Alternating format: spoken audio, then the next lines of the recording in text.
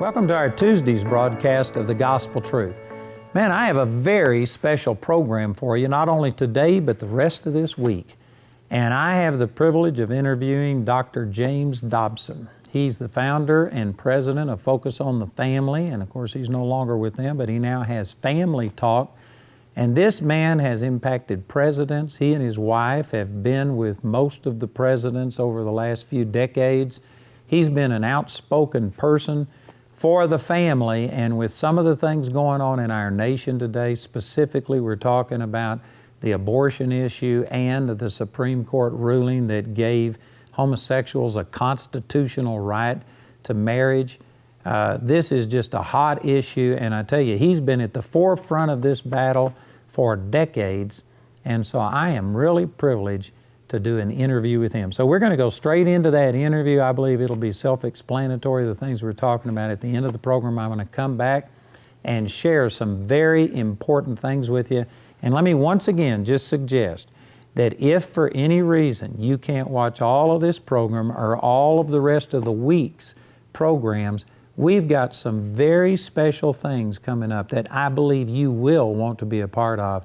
And so please go to our website and watch all of these programs and get it in its entirety, because we have some very special things coming up that not only could be a blessing to you, but it could make a difference in this nation.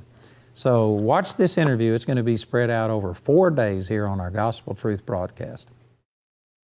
Today I have a real treat for you. I am really honored to have with me Dr. James Dobson from Family Talk. And brother, thank you so much for coming on the Gospel Truth program. Well, don't you think it's about time? We're neighbors here. I know. We work 2 blocks away from each other. I bet you we're less than a mile apart. Yeah, right. It is a pleasure to be on your program. And of course, I've known about you for decades, and I just want to say as a way of introduction that when you first came to Colorado Springs, I thought it was so good the way that you invited pastors and ministers in just to explain that you were here and what you were doing, and you treated us all with honor. And of course, I'm sure that nearly every person watching this program has heard about you and knows your legacy of standing for the gospel for decades. You know, I remember that very well. We had just moved here, and we wanted to introduce ourselves to the Christian community, and especially the pastors. And there were, I think, 140 pastors that came on that day, and it was a very special time. I didn't know that you were among them. Well, and I appreciate you being there. And your wife, Shirley, I visited with her, and she had gotten some of my materials, I think, and stuff like that. So we kind of knew about each other. Shirley's been chairman of the National Day of Prayer for 25 years. That's awesome. And she's still at it. Well, you know what? You are a blessing in a lot of ways, but the reason I wanted to have you on is because of the current things that are happening in our nation. This program is seen all around the world, but I believe that what happens in America has a ripple effect all over the world. It does. So even for the people who may not feel like they're dealing exactly with our thing, as go America, that's the way that the world goes in a lot of different ways. And we have had a lot of things, but the Supreme Court ruling that sanctioned gay marriage has grieved me as it has you. We've talked on the phone about this. But what grieved me even more was the Christian response to it, or the lack of response. That has shocked me when that decision was handed down.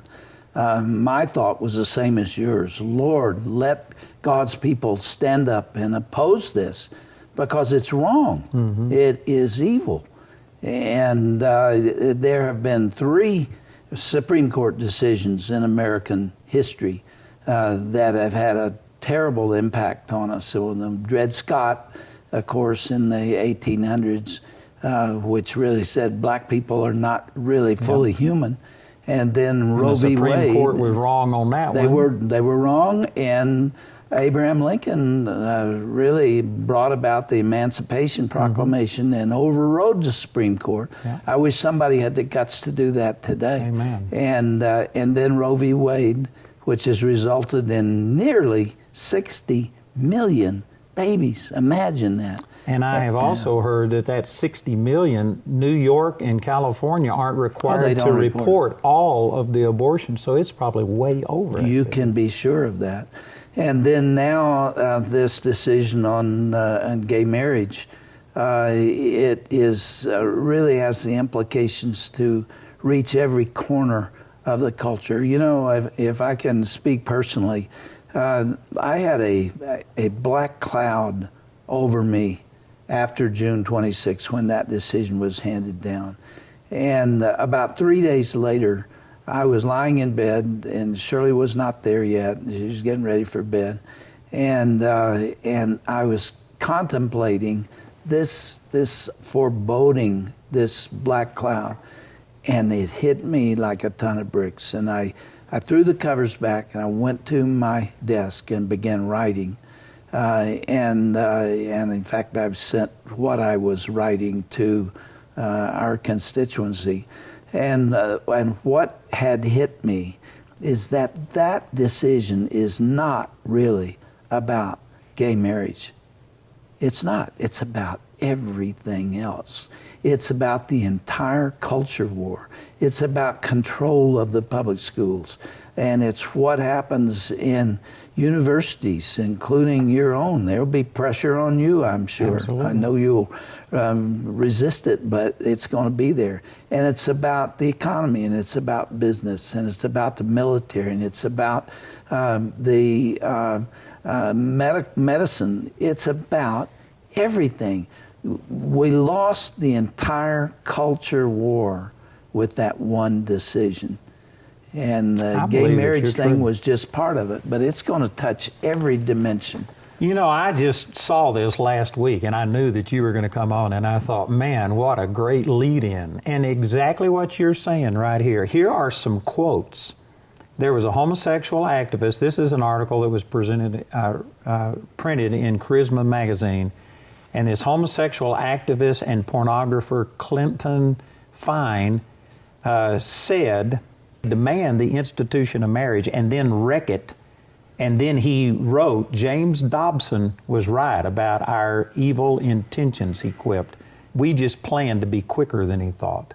And this warning that you gave just now, you've been saying this for decades, saying that if we give them this, that is not all that they're after. It's just the beginning, really. And here they are admitting it. Yeah. And I left USC School of Medicine, where I was a professor of pediatrics, largely, or at least partly, because I saw where that movement was taking the family, and I knew it was going to destroy it. And so I left and started a radio program, Focus on the Family. I'm not there now. But my purpose was to deal with that issue and others of threat to the family. And through the 80s, I warned people. And you know, Andrew, people are saying to me now, I heard you. I heard you say that the family was going to be in great danger from that cause. And I didn't believe you, but now I do. That's what I'm hearing today. And here's a gay activist who is saying, yeah, you had it right. You just didn't think we were going to do it as quickly as we were. Let me read another quote from that. This is by Masha Gessen. I have no idea who that is. It's a lesbian journalist, and here's a quote on ABC Radio. Said, "It is a no-brainer that homosexuals should have the right to marry," she said. "But I also think equally that it is a no-brainer that the institution of marriage should not exist. Fighting for gay marriage generally involves lying about what we are going to do with marriage when we get there, because we will lie that the institution of marriage is not going to change, and that is a lie." How candid is that? I mean, that shocked me. You've been saying this, but now you even have the gay activists admitting it, and their agenda never was to get equal rights, which that could be debated, but it's far beyond that. And the reason they're admitting it now is they've won. They got the high ground. They think they don't. Yeah. It's not going to hurt them. And you know, Andrew, I've been on the radio about as long as you have. I think we started about the same time. Yes, but you passed me up kind of like I was going in reverse. Not so. But that concern that's gone back so far has now been, they've achieved everything they've set out to do. And what I started to say is that in all that time, I have never been disrespectful to homosexuals. I've never been mean. I've never said things that are mean. I just disagreed with their agenda. You can't win people to Christ if you're calling them names. So they say that I'm hate-filled and all those things. But I've never, I mean, it's all on the record. Every program I've ever done is recorded. If anybody wants to check it, or any of my books, I've never done that because I don't believe in it.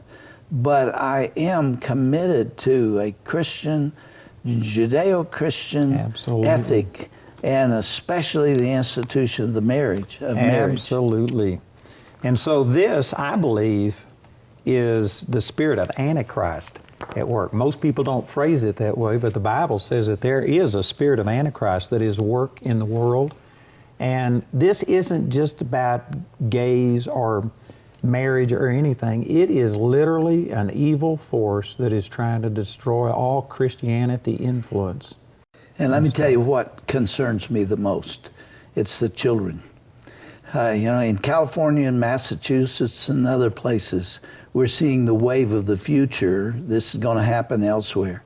It's where the teachers, kindergarten through 12th grade, are required to teach homosexual propaganda. You've got these little 5-year-olds. They come in their little short pants and they sit before this teacher who has all the authority of the state behind her, and she stands there and begins telling them things that are not true. Now they're after gender. That's the big thing right now, is they tell them there is no gender. You choose your gender. It's not something you were born with. It's not genetic. It's not in the DNA. This is a chosen way of life. And you're telling 5, 6, 7, 8-year-olds, and the parents are allowing that to happen. That's not only going to destroy their life, but think of what that does to society. I can't even imagine how we're going to exist once people get to pick which gender they are. Well, it's going to change, and change in many dramatic ways. We really need to be praying for our country. Here's a verse that I have been using in response to all of this. It says in Leviticus 19:17, it says, "Thou shalt not hate thy neighbor in thine heart. Thou shalt in any wise rebuke thy neighbor and not suffer sin upon him." And it is not hate to tell a person that what they're doing is destructive to them and to other people. Matter of fact, according to this verse, it's love. And if you don't tell a person the truth, something that is destroying them and has a potential to destroy others, you don't love them. And I think that somehow or another, the homosexual movement has gained, in a sense, the high ground, to where if you say anything opposed to their agenda, they say you are a hater. You're preaching a hate speech, when the truth is, it's just like you were saying, Dr. Dobson. I don't know you well, but I've known you for many years, and there's nothing hateful about you. And yet, somehow or another, if you oppose what they say you hate them. And that is just wrong. Well, it's a strategy. It's like that woman said about me. She admitted that they've lied and intend to lie and confuse the public. One of the lies is that everybody who doesn't accept that whole agenda and everything that goes with it is doing that because of bigotry. Yeah.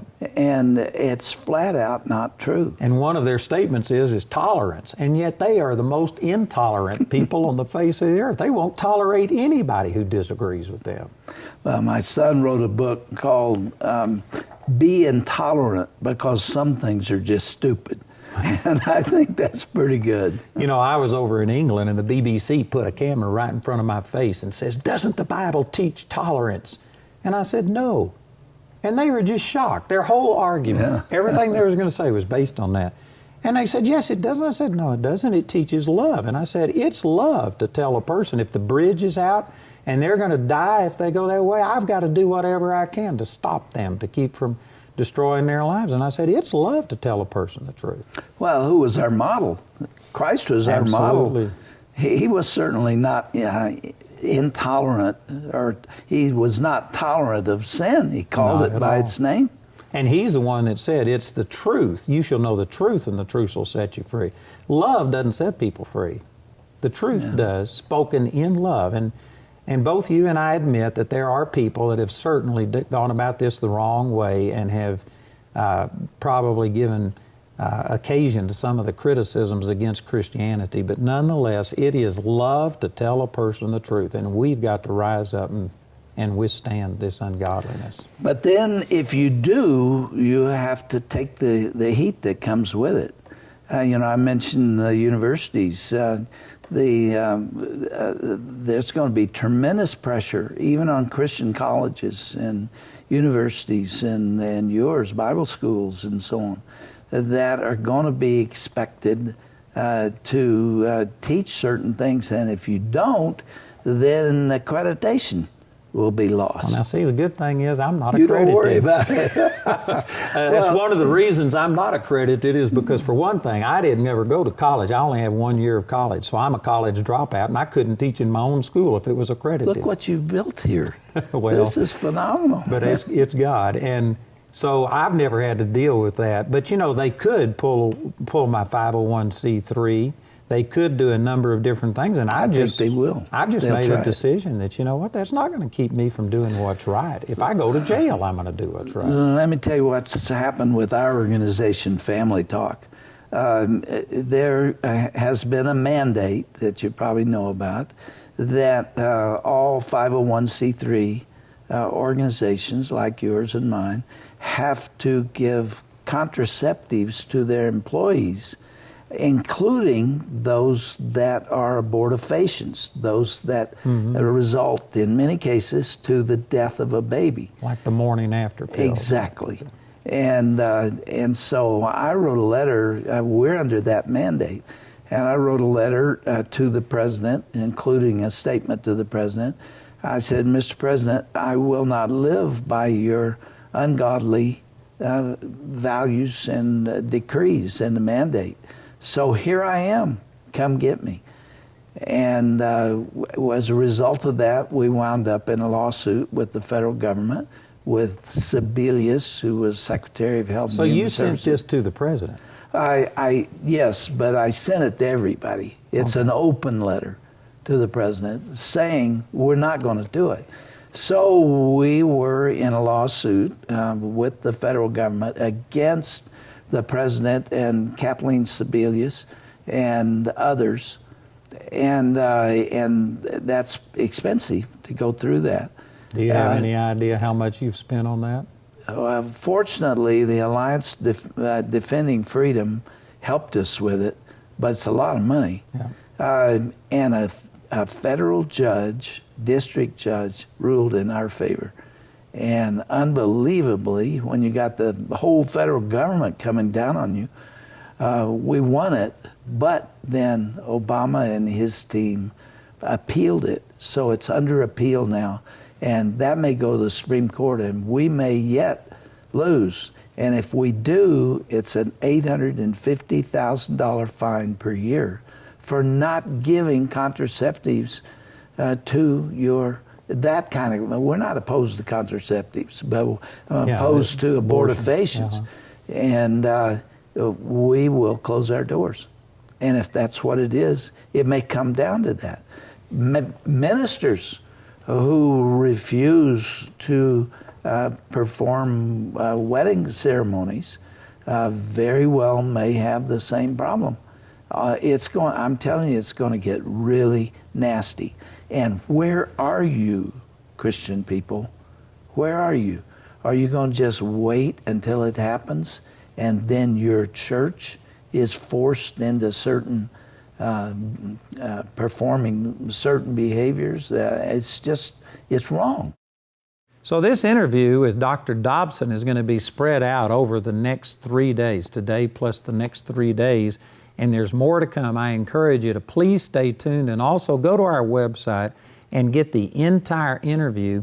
Plus, we've got some new things coming up, and I'm going to mention this more during our interview with Dr. Dobson, but I didn't want to miss an opportunity to share with you that God gave me what I have called a declaration of dependence upon God and His Holy Bible.